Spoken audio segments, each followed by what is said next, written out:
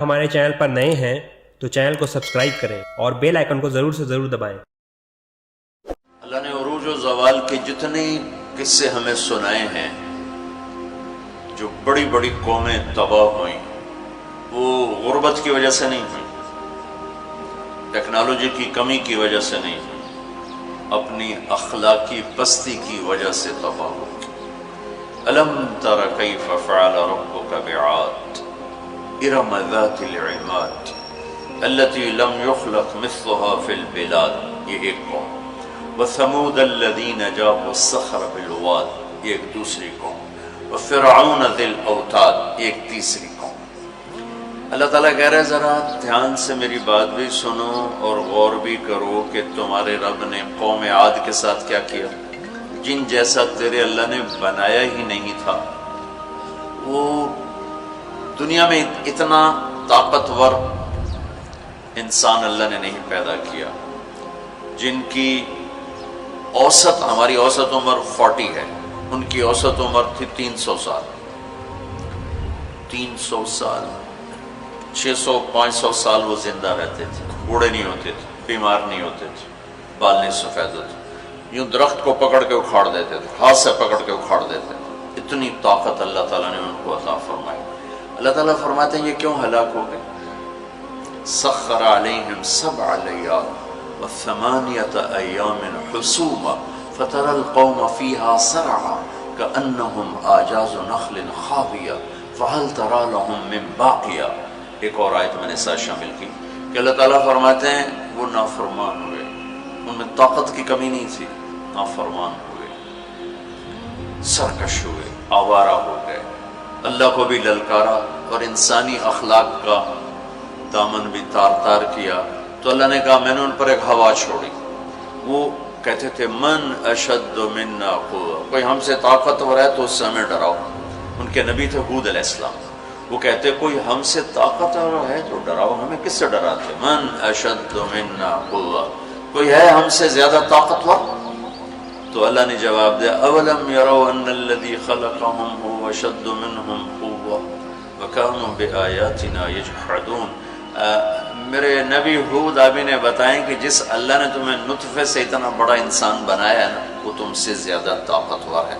اللہ تو نظر نہیں آ رہا، لہٰذا وہ کہتے ہو ہے ہی کوئی نہیں، ساڑھے جائے ہے ہی کوئی نہیں، کوئی دکھاؤ۔ جب وہ اکڑتے ہی گئے تو اللہ نے ایک ہوا چھوڑ دی۔ 7 لیال و8 ایام، 7 راتیں اور 8 دن۔ اور اس کائنات کی سب سے طاقتور مخلوق ہوا ہے، سب سے طاقتور۔ جب اللہ تعالیٰ نے زمین پیدا کی تو یہ امبیلنس تھی، تو اللہ تعالیٰ نے پہاڑ گاڑے تو بیلنس ہو گئی۔ فرشتوں نے کہا یا اللہ پہاڑ سے کوئی طاقتور مخلوق ہے؟ تو اللہ نے کہا لوہا، کاٹ دیتے۔ تو فرشتوں نے پوچھا یا اللہ لوہے سے طاقتور کوئی مخلوق ہے؟ تو اللہ نے فرمایا آگ ہے جو اسے پگھلا دیتی۔ تو فرشتوں نے پوچھا یا اللہ آگ سے طاقتور کوئی مخلوق ہے؟ تو اللہ نے فرمایا پانی جو اسے بجھا دیتا ہے۔ فرشتوں نے پوچھا یا اللہ پانی سے طاقتور کوئی مخلوق ہے؟ تو اللہ نے فرمایا ہوا ہے جو اسے بخارات بنا کے اڑا دیتی۔ تو ہوا اس کائنات کی اللہ نے سب سے طاقتور مخلوق بتائی ہے۔ اب عجب بات بتاؤں، فرشتوں نے پوچھا یا اللہ ہوا سے بھی طاقتور کوئی چیز ہے؟ آپ حیران ہوں گے سن کے اپنے نبی کی بات۔ تو یا اللہ ہوا سے بھی طاقتور کوئی مخلوق ہے؟ اس کائنات میں ہوا سب سے طاقتور چیز۔ اللہ نے کہا میرے بندے کا میرے نام پہ ایسے خرچ کرنا کہ کسی کو پتہ نہ چلے کہ اس نے خرچ کیا، ایسے دے کہ کسی کو پتہ ہی نہ چلے۔ تو اللہ نے کہا کہ یہ میرے بندے کا میرے نام پہ خرچ کرنا یہ اتنا طاقتور عمل ہے کہ ہوا بھی اس کے آگے جھک جاتی ہے، چونکہ یہ عمل میرے غصے کو بجھا دیتا، میرے غصے کو ٹھنڈا کر دیتا۔ اللہ کے غصے کو ٹھنڈا کرنے والی چیز اللہ کے نام پہ خرچ کرنا۔ مسلمان کنجوس نہیں ہوتا، بخیل نہیں ہوتا۔ تم لوگ کمال سمجھتے دوسرے کی جیب سے کھانا، کیونکہ ہم اس دور سے گزرے، دوسرے کی جیب سے کھانا۔ اور اللہ تعالیٰ کمال دیکھتا ہے کہ اپنی جیب سے کھلا، خود بھوکا رہ کے اوروں کو کھلا۔ ایک دفعہ شیطان ملا کسی عابد کو، تو اس نے کہا آج جو پوچھو گے نا سچ بتاؤں۔ شیطان کہ اچھا ایک بتا دے، تیرے یار کتنے، تیرے دوست کتنے؟ کہنے لگا 3۔ کون؟ کہ ایک جو غصے والا، غصہ تو سب میں ہے، جس کو غصے پہ کنٹرول نہ ہو، پھٹ جاتا ہو پھٹ جاتا ہو پھٹ جاتا ہو، غصہ سب کو آتا ہے، کھوتے نو غصہ آ جاتا ہے انسان تو انسان، غصہ آنا نیچرل ہے، نہ آئے تو پریشانی کی بات ہے۔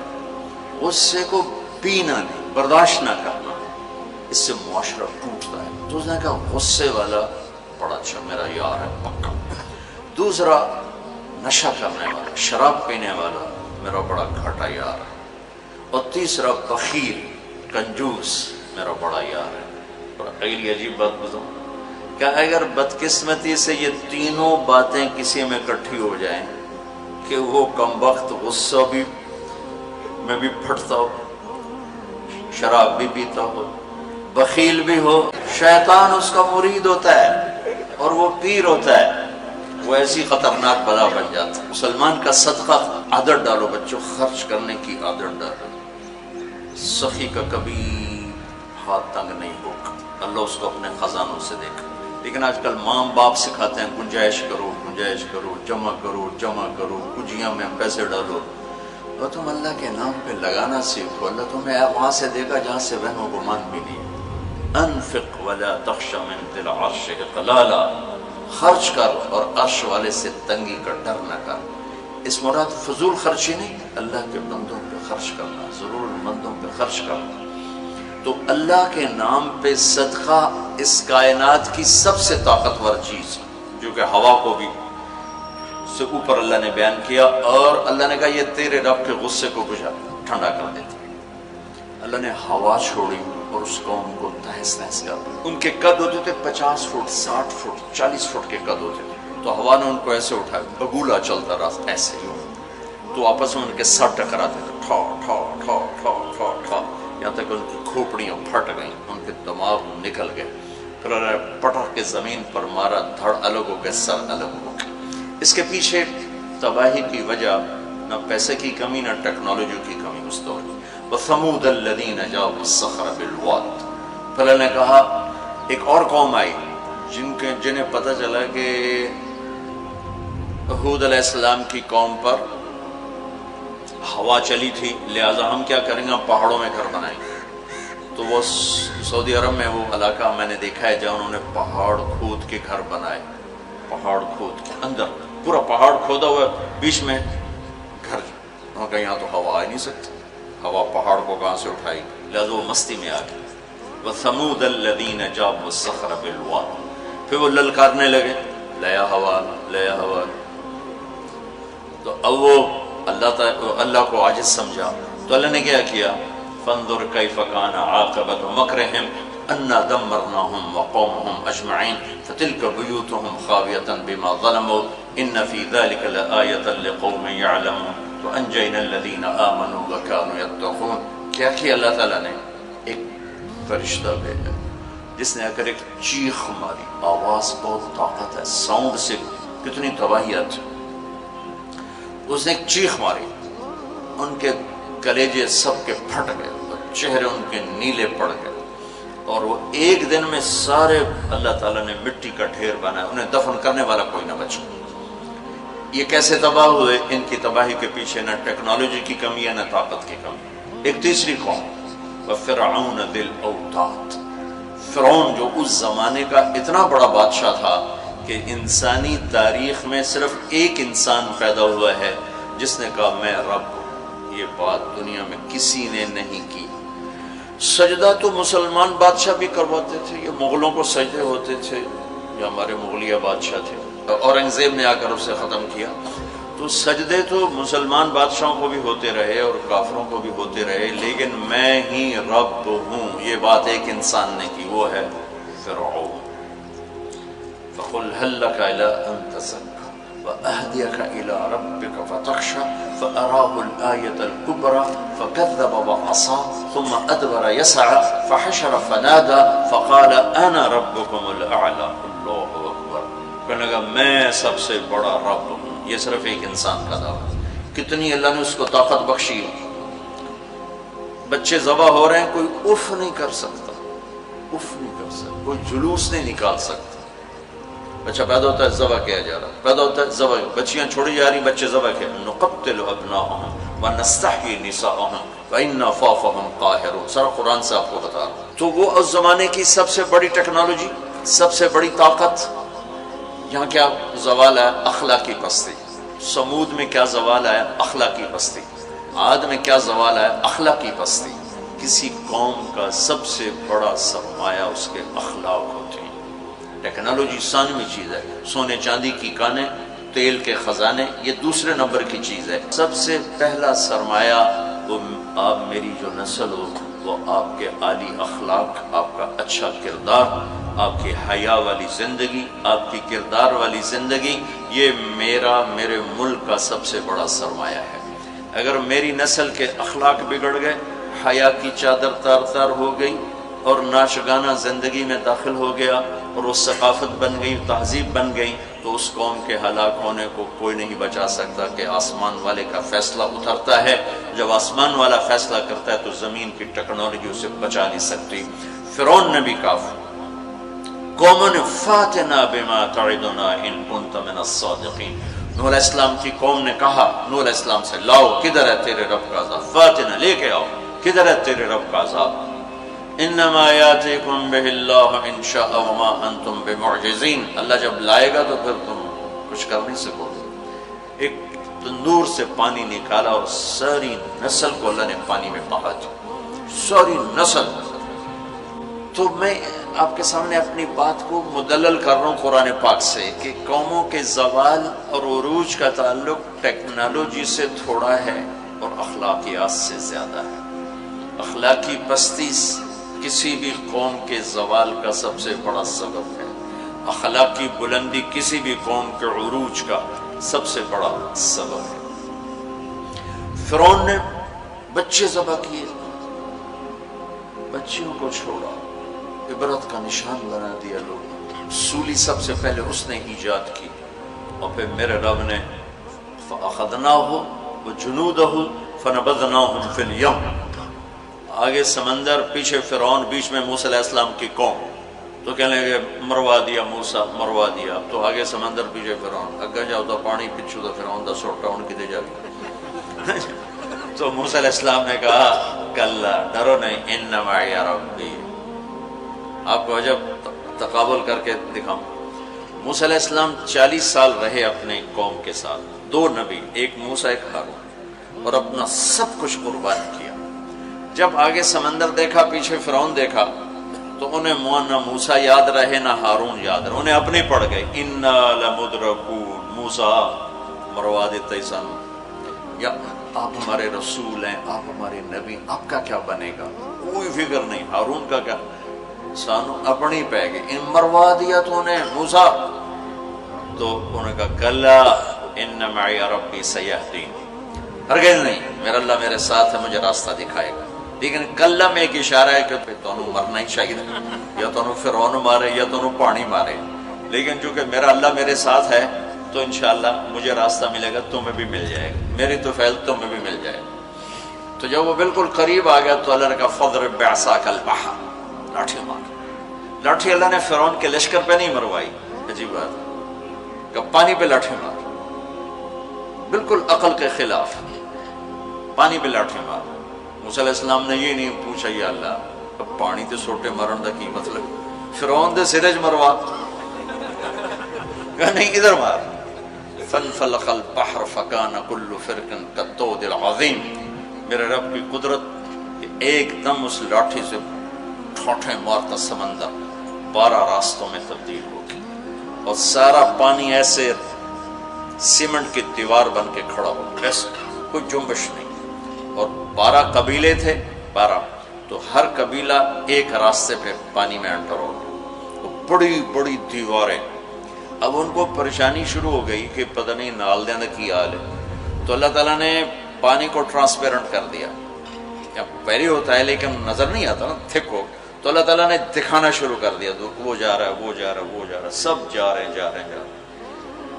सब पार निकल गया तो फिरौन किनारे पर आ गया, एंटर हुआ, उसके साथ उसका लश्कर एंटर हुआ। तो अल्लाह ने पानी को हुक्म दिया तो पानी दोबारा हरकत में आया और सारा लश्कर उसके अंदर डूबा, गर्क हुआ। कहने लगे हमें एतबार नहीं, दिखाओ वाकई मर गया है। कहने लगे, पानी की मौज ने उठाया और बाहर फेंक दिया। तो मौत को देख के नबी भूल गया 40 साल जिन्होंने मेहनत की। देखो हमारे नबी हिजरत के लिए घर से निकले, जुमा की रात 27 सफर, नबूवत का 14वां साल और जुमा की रात थी। तो अबू बकर रज़ी अल्लाह ताला अन्हु ने अर्ज की, या रसूल अल्लाह, मैंने एक गार ढूंढा हुआ है, वहां चल के छुपते हैं, फिर जब हमारी तलब कोई मध्यम हो जाएगी फिर हम निकलेंगे। चलो अब कभी आगे चलें कभी पीछे, कभी हमारे नबी के आगे हो कभी पीछे हो, कभी आगे हो कभी पीछे। तो आपने फरमाया कि अबू बकर ये क्या करो, कभी आगे कभी पीछे, कभी आगे कभी पीछे। तो कहने लगे, या रसूल अल्लाह, अखाफ़ु रसद फ़अमशी अमामक व अखाफ़ु तलब फ़अमशी खल्फक। या रसूल अल्लाह, जब मुझे ये ख्याल आता है कि आगे कोई दुश्मन छुपा हुआ वार ना कर दे तो मैं आगे चलता हूँ कि वार मेरे ऊपर पड़े, आप पे ना पड़े। और जब मुझे ख्याल आता है कि पीछे से आके हमला ना कर दे तो मैं भाग के पीछे हो जाता हूँ कि अगर कोई वार करे तो मेरे ऊपर आए, आप पर ना आए। इन्ना लमुद्रकून, अबू बकर का अमल और बनी इसराइल का अमल आप फर्क देख रहे हो। अगले दिन अच्छा हमारे नबी पंजों पे चल रहे थे, पंजों पे, पूरा पाँव नहीं कि उस जमाने में खोजी, जब तक कच्ची सड़कें थी ये इल्म था, खुद हमारे गांव में खोजी थे, कच्ची सड़कों पे पाँव के निशान पर चलते चलते सैकड़ों मील चले जाते थे। हमारे दादा के ऊंट चोरी हुए डेरा गाजी खान, चोरी होना कोई बड़ी बात नहीं थी, बेइज्जती समझी जाती थी उस जमाने में, फलाने सरदार की चोरी हो गई। तो वो खोजी को लेकर चले, मियाँ चन्नू के पास हमारा गांव है, वहां से चलते चलते डेरा गाजी खान से चोटी पहुंचे, पाँव का निशान देखते देखते, और वहां से अपने ऊंट लेकर वापस आए। तो मेरे नबी पंजों पर चल रहे थे कि कदम का निशान न पड़े, लिहाजा जब आप पहाड़ के करीब पहुंचे, यूं सीधा पहाड़ है बिल्कुल कारिस, और ऐसे जब आप चढ़ने लगे तो उंगलियां इतनी दर्द करने लगी कि आपसे चढ़ा नहीं गया। तो अबू बकर रज़ी अल्लाह तआला अन्हु ने आपको कमर पे बिठाया और कमर पे बिठा के उस पहाड़ को ऊपर लेकर, कभी अल्लाह आपको ले जाए तो आप देखना कितना वो औखा पहाड़ है जिस पर अबू बकर ऊपर लेकर। फिर आपको बाहर बिठाया, आप बाहर बैठे, खुद अंदर तशरीफ ले गए। अंधेरा था तो टटोल के सुराख बंद करने शुरू किए, रोड़े पत्थर उससे। अब सुराख बाकी थे और रोड़े ख़त्म हो गए, तो अपनी पगड़ी उतारी और उसको फाड़ के सुराख बंद किए। फिर भी सुराख बाकी थे तो कुर्ता उतारा और उसको फाड़ के सुराख बंद किए। फिर एक सुराख बाकी रह गया, वो जिसमें सांप था, उसके ऊपर अपनी एड़ी को रख दिया। फिर अर्ज की, या रसूल अल्लाह, आप तशरीफ लाए। आपको अंधेरे में पता नहीं चला कि अबू बकर के ना पगड़ी है और ना कुर्ता है। जब थोड़ी रोशनी हुई, सुबह सादिक हुई, रोशनी हुई, तो देखा अबू बकर के ना कुर्ता ना पगड़ी। तो आपने कहा, अबू बकर तेरा कुर्ता तेरी पगड़ी? या रसूल अल्लाह, आप ये देख रहे हैं सारे सुराख थे, मुझे ख्याल हुआ कोई चीज़ आपको तकलीफ ना पहुंचाए तो मैंने ये सारे बंद कर दिए।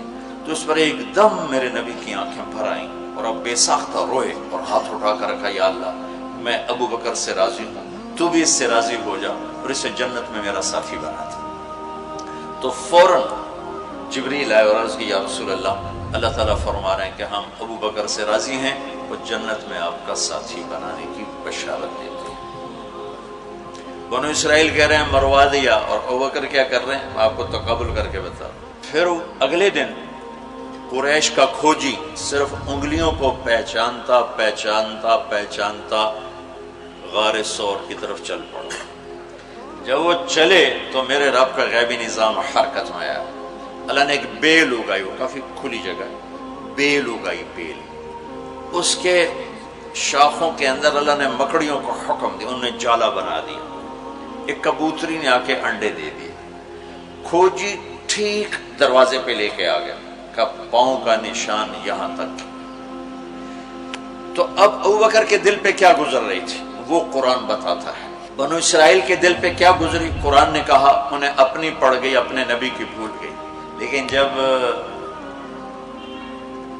یہاں دشمن سر پہ پہنچا ہے تو ابو بکر کے دل پر کیا گزری اس کو قرآن بتاتا ہے، اذ یقول لصاحبہ لا تحزن ان اللہ معنا، جب ہمارے نبی نے اپنے ساتھی ابو بکر سے کہا غم نہ کر اللہ ہمارے ساتھ ہے، غم نہ کر اللہ ہمارے ساتھ ہے۔ یہ غم کا لفظ ہے، خوف کا لفظ نہیں، کہ ڈر نہیں، اللہ ہمارے ساتھ ہے۔ اگر قرآن کہتا لا تخف، ڈرو نہیں، اللہ ہمارے ساتھ ہے، تو ڈرو نہیں کا لفظ بتلاتا کہ ابو بکر کو اپنی پڑ گئی، یا لوگوں میرا کی بڑھنا ہے۔ قرآن کہتا ہے غم نہ کر، ابو بکر کو اپنی ذات بھول گئی، اپنے نبی کا غم لگ گیا کہ یا اللہ میرے نبی کا کیا بنے گا، یا اللہ میرے نبی کا کیا بنے گا۔ تو اللہ تعالیٰ نے فرمایا، اس ابو بکر کے سینے کو سامنے رکھ کر کہ اپنے حبیب کی زبان سے کہلوایا غم نہ کر اللہ ہمارے ساتھ ہے، اللہ ہمارے ساتھ ہے۔ پھر دونوں امتوں کا فرق بتانے لگا۔ بنو اسرائیل نے سمندر پار کیا، فرعون کو غرق ہوتے دیکھا، اور ایک نبی آگے ایک پیچھے، دو رسولوں کے درمیان جا رہے ہیں، اور آگے ایک بستی میں دیکھا فمروا علی قوم یعکفون علی اصنام لہم، وہ ایک بتوں کی پوجا کر رہے تھے۔ اتنے ماٹھے تھے عقل کے بنو اسرائیل کہ پتھر کی پوجا ہو رہی، 40 سال نبی کی صحبت ہے، بڑے بڑے معجزے دیکھے، اور ابھی پانی پاؤں پہ لگا ہوا ہے، سمندر کو پھٹتے دیکھا، فرعون کو ڈوبتے دیکھا۔ موسیٰ علیہ السلام سے کہنے لگے اجعل لنا الہا کما لہم آلیہ، موسیٰ علیہ السلام جی ہماری ایک درخواست۔ کہنے لگے کیا ایو جے ہے خدا سانو ہی لے دے، ایسے میں انہوں متھر ٹیکی۔ اتنی چھوٹی عقل کے تھے کہ ایک لے دے ہمیں، ان کو توڑے جا بے عقل میں دنیا جو ایک ہی کوئی، انکم قوم تجہلون۔ ہمارے نبی دنیا سے تشریف لے گئے، فوت ہوئے 12 ربیع الاول 7 جون 633 عیسوی 11 ہجری، پیر کا یہ تقریباً یہی ٹائم ہے، اس سے تھوڑا سا آگے، زور سے پہلے۔ اب دنیا سے تشریف لے گئے، انتقال فرما گئے۔ اس صحابہ پہ عجیب و غریب کیفیت طاری ہوگی۔ عمر رضی اللہ عنہ نے تلوار نکال لی، جو کہے گا اللہ کا نبی فوت ہو گیا قتل کر دوں گا۔ وہ فوت نہیں ہوئے، اللہ کے پاس گئے، واپس آئیں گے۔ ابوبکر صدیق کو پتہ چلا، وہ عوالی ایک محلہ ہے، وہاں گئے ہوئے تھے اپنی بیگم کے پاس، وہاں سے دوڑتے ہوئے آئے، گھوڑے سے چھلانگ لگائی، گھر میں داخل ہوئے، اپنی بیٹی کے حضرت عائشہ کے گھر میں آپ کا انتقال ہوا۔ آپ کے چہرے سے کپڑا ہٹایا، ماتھا چوما، آنسو گرے، اور کہا طبت حیا و میتا، میرے محبوب آپ دونوں حالتوں میں پاک پاکیزہ خوشبودار ہیں، دنیا سے جانے کے بعد بھی اور دنیا میں رہتے ہوئے بھی۔ پھر تشریف لائے تو عمر کی آواز گرجدار، کوئی نہ کہے میرے نبی فوت ہو گئے۔ ممبر پر آ کر کھڑے ہوئے کہا عمر بیٹھ جاؤ۔ عمر کہنے لگے میں نہیں بیٹھتا۔ تو کہنے لگے ایھا الناس من کان یعبد محمدا فإن محمدا قد مات، جو لوگ محمد کی پوجا کرتے تھے تو سنو آج ان کو اللہ نے اٹھا لیا ہے۔ ومن کان یعبد اللہ فإن اللہ حی لا یموت، اور جو اللہ کی پوجا کرنے والے ہیں وہ سن لیں کہ اللہ موت سے پاک، زندہ، قائم دائم، حی قیوم، موجود ہے۔ اور پھر آپ نے یہ آیت پڑھی انک میت وانہم میتون، میرے حبیب آپ نے بھی موت کا ذائقہ چکھنا ہے، وہ سب نے موت کا پیالہ پینا ہے۔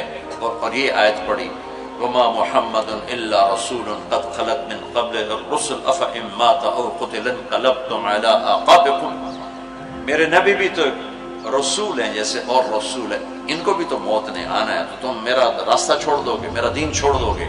تو عمر رضی اللہ تعالیٰ عنہ فرماتے ہیں میری ٹانگوں سے جان نکل گئی، چونکہ مجھے پتہ چل گیا کہ آپ فوت ہو گئے ہیں، تو میں یوں نیچے گرا، سیدھا ایسے اسٹریٹ نیچے گرا کہ مجھے یوں لگا جیسے یہ قرآن آج اترا ہے، جیسے یہ قرآن آج اترا ہے۔